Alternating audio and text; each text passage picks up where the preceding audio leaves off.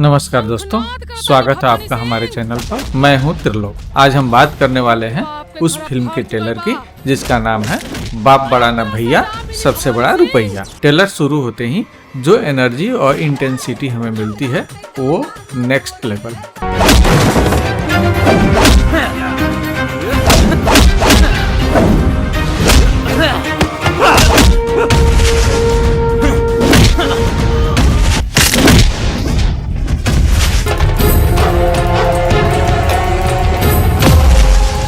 इस action और ड्रामा के बीच फिल्म में रोमांस का तड़का भी है। हीरो और हीरोइन के बीच प्यार के कुछ मीठे पल और गाने की झलक देखने को मिलती है।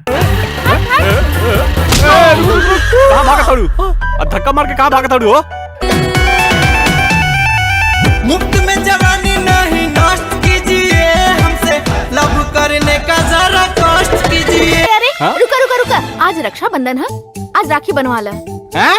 हम भैया ना सैया बने के चाहतनी। तोहरा के देख के जागल बा हमरा दिल में चाहत हो, अपना जिंदगी में आवेला गोरी, हमके देदा इजाजत हो।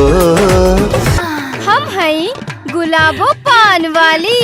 साथ ही गुलाबो पान वाली जैसे किरदार कुछ मजेदार और कॉमेडी डायलॉग से दर्शकों का मनोरंजन करेंगे। 1 गो।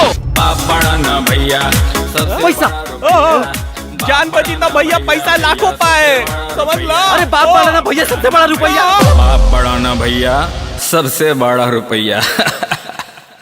फिल्म का मूल मंत्र ट्रेलर के अंत में मिलता है, बाप बड़ा ना भैया सबसे बड़ा रुपया। यह डायलॉग साफ कर देता है कि फिल्म की पूरी कहानी पैसे के इर्द गिर्द घूमती है। वीडियो को लाइक करें, शेयर करें, चैनल को सब्सक्राइब करना ना भूलें। अरे बुलावा अपन बेटा के।